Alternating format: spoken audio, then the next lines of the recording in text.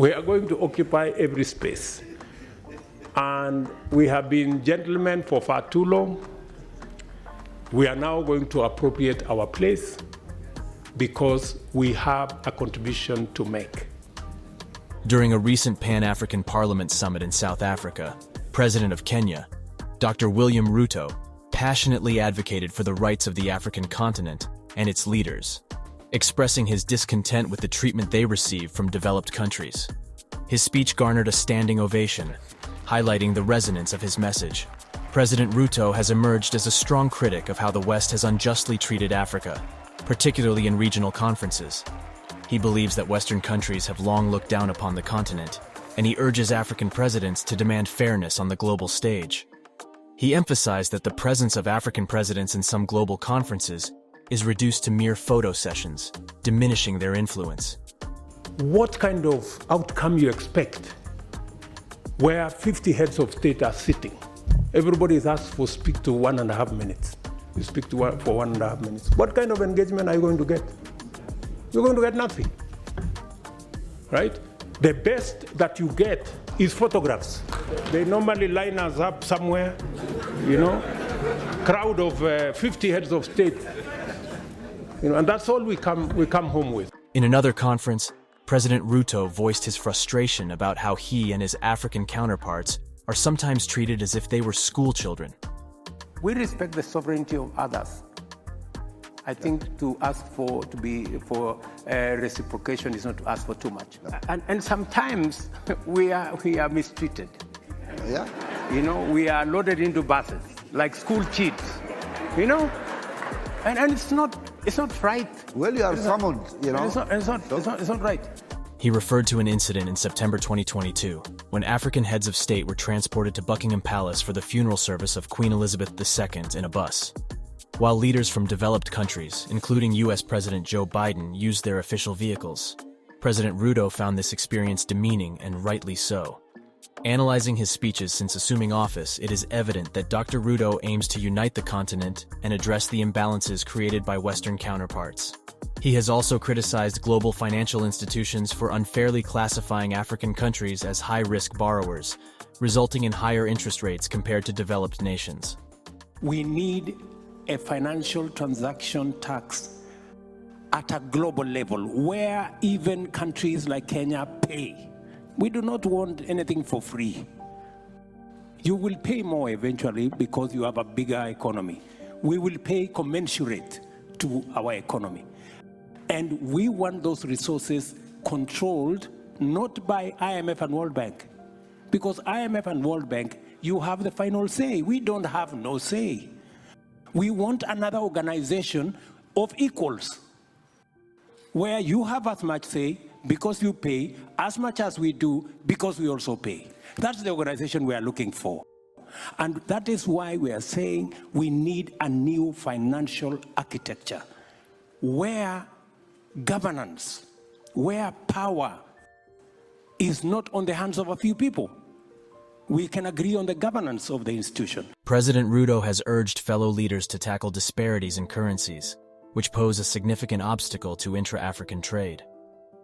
While attending the COMESA Summit of Heads of State and Government in Zambia, he advocated for a unified payment system, highlighting the need for a seamless trade facilitation mechanism that eliminates the challenges posed by varying currencies.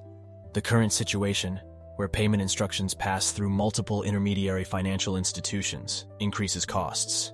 President Ruto's pursuit of de-dollarization requires him to convince other African leaders to join forces. Why are we bringing dollars in the middle of our trade?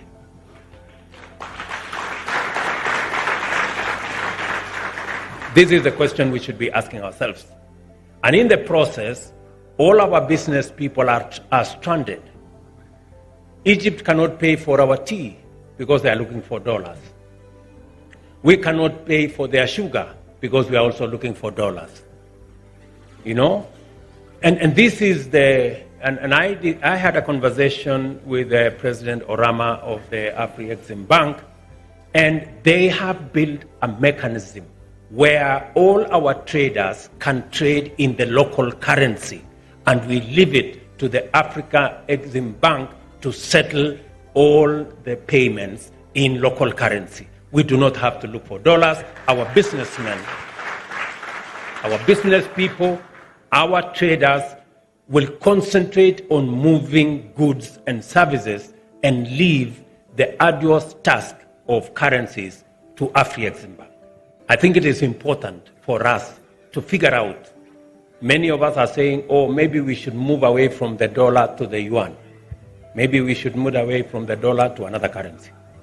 I suggest that we have a mechanism where we can settle all our payments, whether between our countries or externally, using our local currencies, and we have a mechanism like the one that has been put up by the Afrexim to settle all that so that we don't have to be hostage to any one currency or the other. While this has proven difficult in the past, it is worth attempting. Notably, China and Russia are also actively de-dollarizing their economies and encouraging other countries, particularly in the Middle East and Latin America, to abandon the dollar.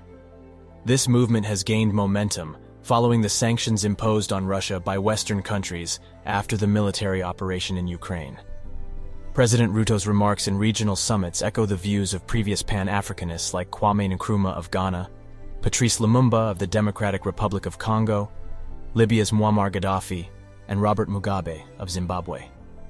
These leaders advocated for a United States of Africa with a unified government, military, and currency to rectify Africa's asymmetric position in the global order. However, no African leader has been able to fill the void left by Gaddafi since his assassination in 2011. President Ruto seeks to fill this vacuum, believing that African leaders lack representation to advance their cause and projecting a positive image of the continent. Nonetheless, achieving Pan-African goals faces significant obstacles due to the lack of unity among African countries and leaders, demanding substantial efforts and resources that may not be readily available to President Ruto. Some scholars suggest that Ruto's success in this endeavor will depend on how well he navigates the strategic interests of global superpowers. By carefully maneuvering in the global arena and avoiding antagonism towards key stakeholders like the West, China, and Russia, he stands a chance of making progress. President Ruto's ambition to present Africa as having equal potential to the West holds immense benefits for all African countries. As he works towards this goal, it is important to remember the wise saying, "The person who says it cannot be done should not interrupt the person who is doing it." The rest of us from the African continent, we've always been in the corner of problems and victimhood. We don't want to be in that corner anymore. We want to be at the table where we are all looking for solutions. Don't forget to like, subscribe, and hit the notification bell to stay updated with our thought-provoking content. Until next time, keep questioning, keep seeking the truth. Goodbye for now.